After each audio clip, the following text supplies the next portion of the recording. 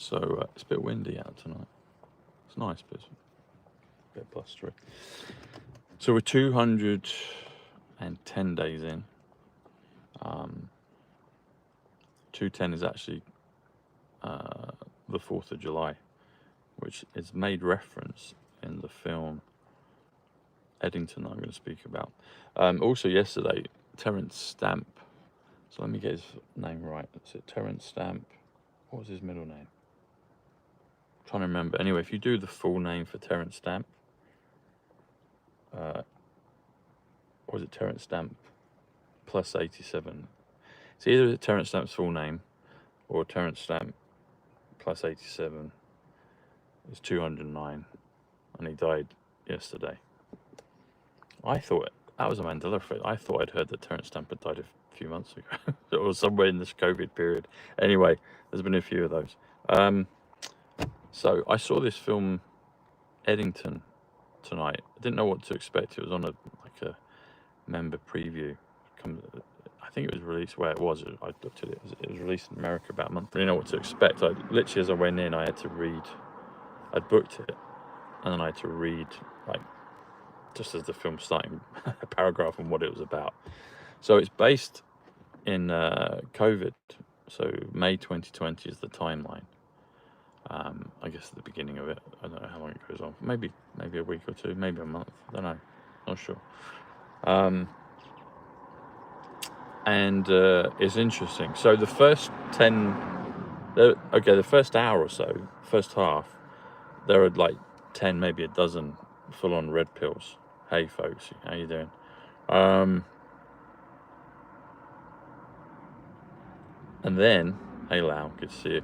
And then, so it starts off, the first one I see is hydroxychloroquine. And it's okay for me to talk about this on YouTube because I'm commenting on a film.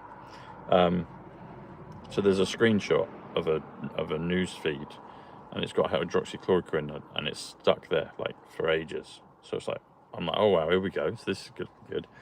And then there's a few times during the first hour or so they show pictures of President Trump. Within about the first 10 minutes or so, as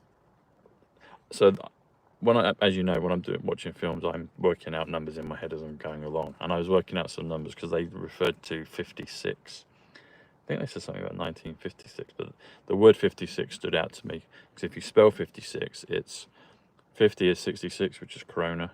6 is 52, which is Earth. So Corona Earth, which is what it was, is 118, the awakening, the matrix, the storm. And a lot of us think that the storm was then, but I think there will be also a storm. I'm hoping, but who knows? Maybe that was it. But I think the storm. I still think there's a storm that will sew things up. Hope anyway. We'll see. And then it just says, and that's gematria. And I was like, what? Hang on a second. And I almost jumped out my seat. I just laughed. I was like, wow. So I've never ever heard gematria referred to in a film. I've heard it referred to in a TV ad, a radio ad about a year and a half ago, where they describe it on Ken Bruce, a DJ here, was doing an ad, and he described the letters in the advert. Said "you" as in you, the 21st letter. I was like, oh wow, that was the first time. But then this is on a major film, and that's gematria. And then there's references to Hillary. Is she in Gitmo already? There's stuff on Biden. There's this. They bring up the subject of the cabal, the deep state, and the children. All the nonsense with the pandemic. There's BLM, Antifa stuff. There's a whole bunch of things, but it's like real hard. I'm like, I was like, wow, this is amazing. And it was, the first hour or so was really, oh bless you, was incredible, really. I've never seen that many red pills dropped in such an obvious way. I was waiting for Q to pop up. Now there's a bit where Joaquin Phoenix and Pedro Pascal is like in his third film of the last 2 or 3 weeks. And Emma Stone's in it, and the guy, what's his name, Austin Butler. There you go, Austin Butler. Where was Butler with President Trump with the shooting? Because President Trump's done stuff on that, he played Elvis. I'm trying to think where it was. Where was it? What state was it in? It's not Texas, is it? Butler. Is it Georgia, Atlanta? I can't remember. Anyway, Butler, but he's Austin Butler, so you think of Austin, Texas, and then Butler with President Trump, and he played Elvis in a film, so he's in it. Was there another one? Anyway, and then they play. There's a part where they play Katy Perry's Fireworks, and she sings the song, and it's played a few times, and obviously they mentioned the 4th of July, and that's today. Well, it's not today, but the number's 210 days in for President Trump's presidency. 210 is the 4th of July. So there was a lot of things that were on point, but the Gematria one was like the cream of the crop. I was like, oh wow. There's a reference to Big Mike. There's even a direct reference to Big Mike, Joaquin Phoenix. So ladies, if you are a fan of his, then if you stay till the end. I got this bizarre. Honestly, tonight's film was totally bizarre. It's so unexpected. The first half is like full on red pill, and there are some red pills at the end. And then it kind of goes into the kind of film story kind of turns. It was like two films stitched together, but it somehow still works in a really bizarre way. Those that are bashful maybe don't watch the last part, but and then there's a bit of like there's reference to Joker, Christopher Nolan's Joker part where there's a part with a local jail cell where someone escapes, but that kind of twists as well, which Joaquin Phoenix played the Joker, didn't he, in the recent films. So there's mirror image of that. There's a bit Rambo. President Trump, I just spoke about Rambo just 5 days ago with Sylvester Stallone, and even a bit of Stephen Hawkins, who I met actually at a dinner years ago. And I've heard people say stuff about Stephen Hawkins, but the thing is, the Stephen Hawkins, there might have been a few, but the Stephen Hawkins that I met at this awards dinner years ago, got a picture with him. I've got to say, at the end, I felt I could sense like his kind of consciousness, and you could kind of feel this vibration off of him, this energy. And I've heard people say, "Oh, Stephen Hawkins," but let's just face the obvious facts. If Stephen Hawkins is who we think, i.e., this man that was in a wheelchair and then some, he's totally dependent upon others. He couldn't stop himself being moved into anywhere. Like he's there, he's literally just an entity in a body.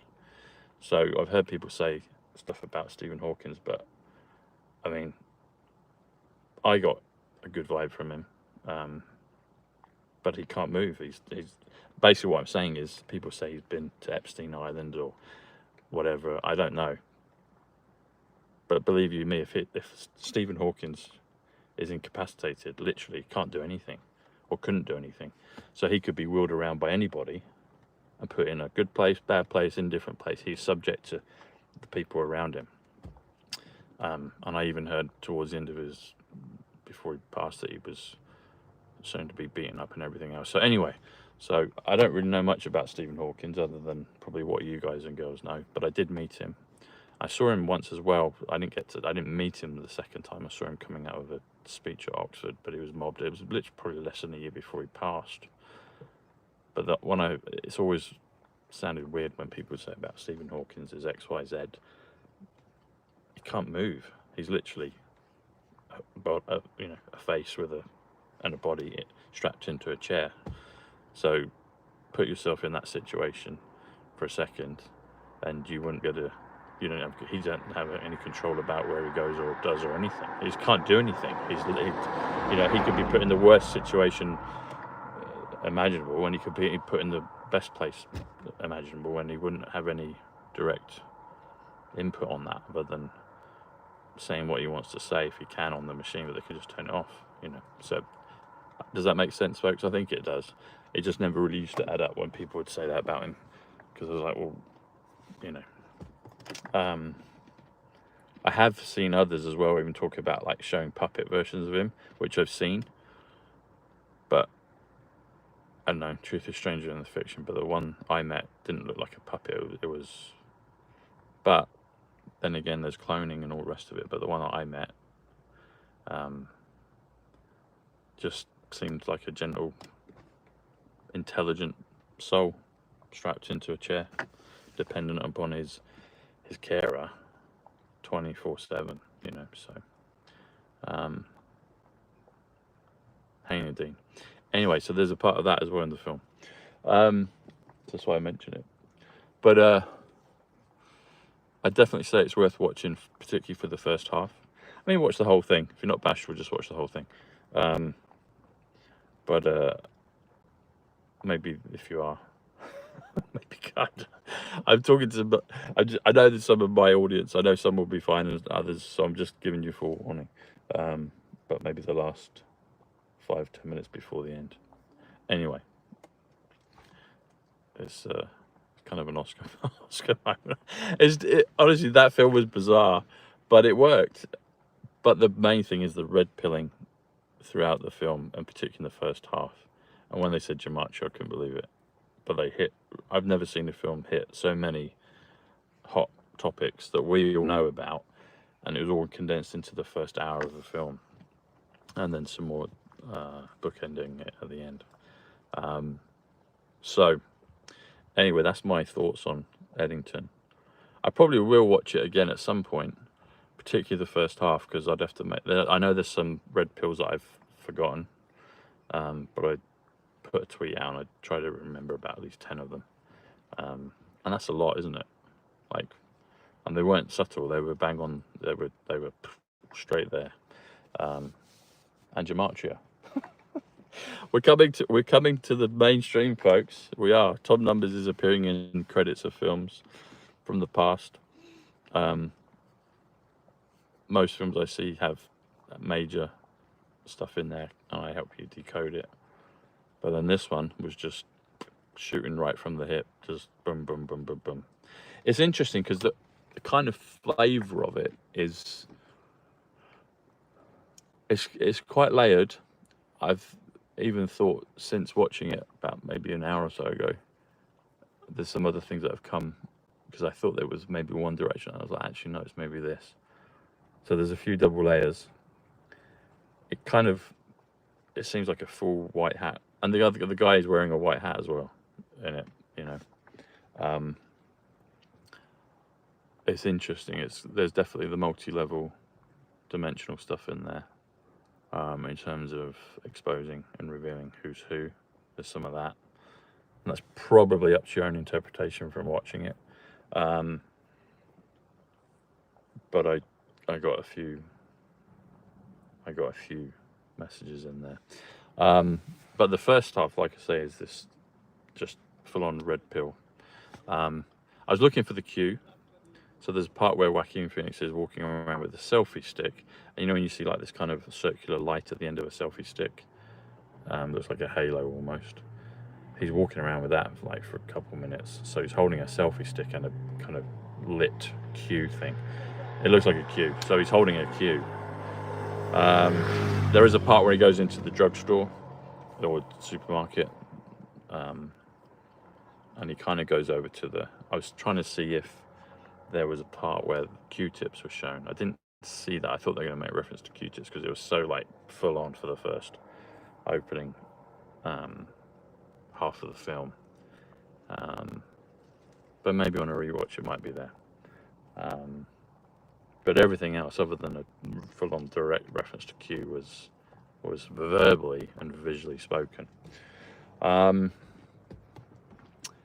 So yeah, it's worth a watch. But yeah, so the feel of it is, it seems full-on white hat, and then there's other parts that kind of get brought in. But I think what it's doing is it seems, because it's so kind of up front in the first half, you think it's going to continue like that. Then it kind of twists. Actually, after the Katy Perry bit, that's when it kind of changes, and it's a bit like, whoa, it's unexpected. You don't know what's coming next. But I think what it's also doing is it's revealing corruption, like in police forces as well. That's what it's doing, because they're like the ones that are the kind of, you know, conservative red pilling team, and then it twists, and then it's like, and I was like, is that a statement? Is this director that's just really kind of well researched and storyteller? Is he left, or is he? So it's interesting because I looked it up and I saw some people's comments and reviews about it. Like, where's this guy going with it? But I think what it's doing is it's showing multi-levels. Because all the Antifa stuff, there's a George Floyd bit as well, they bring that up, and so all the kind of big major things throughout the last 4 or 5 years are brought up in the film. So it's worth it. I would say it's definitely worth watching, and definitely the first half for sure. For sure. Yeah, I mean, you'd be right to watch the whole thing, but definitely the first half for sure. Like I said, it's kind of like 2 movies stitched together, but it somehow works. But definitely in terms of a full disclosure, and the thing is, if that gets more and more like, which I'm noticing now with films, sometimes they're just blatantly saying it in the middle of the story, which is what's needed. People need to be shaken up, and they do. The thing is, people do believe what they see on the big screen and on the news and all the rest of it, and so I think that's a kind of prelude of things to come in terms of how obvious the revealing is going to get. There's been pockets of it for sure, but if it gets more and more full on all the time, that's definitely one way that will get people ready. And then, hey, bring on the broadcast. You know, like I said, the Life of Chat, they talked about the broadcast, emergency broadcast just last week. So we're getting there, folks. But I was excited, definitely in the first half of the movie. I was like, oh, we're really like getting close now. We're getting close, because if they can give that much disclosure in the first opening half of a film, that means then that's moving the needle. We're close. And maybe some lefty funding. I don't really, but I think everything's still under White Hat control. I do. Ultimately, it is. But I guess there's layers of the dimensions and layers of things. So maybe they had to do a compromise of doing the lefty. But from a higher perspective, I think it's also exposing those that pretend to be kind of full White Hat as well. So I'll let you think on that. So anyway, does that make sense, folks? If you watch the film, it will make sense. But just if you love the numbers, just go and sit in the movie theater and hear them tell you gematria, and I'm like, what? That was amazing. So more to come. Anyway, folks, it's late. I'm gonna go to bed. Get your oh, God bless you. Get your scalar frequency aha halo here. So 7 chakras there. I had it on the radiation setting when I was in the cinema. Did I have it on the radiation one? I usually do. I might have had it on another one. Anyway, there you go. Nice one. Thanks, Kelly. Good stuff. Put it in the comments as well, so I can copy and paste that. You probably do, actually. But then I can have a look at it. So it's in the comments as well. So, cool.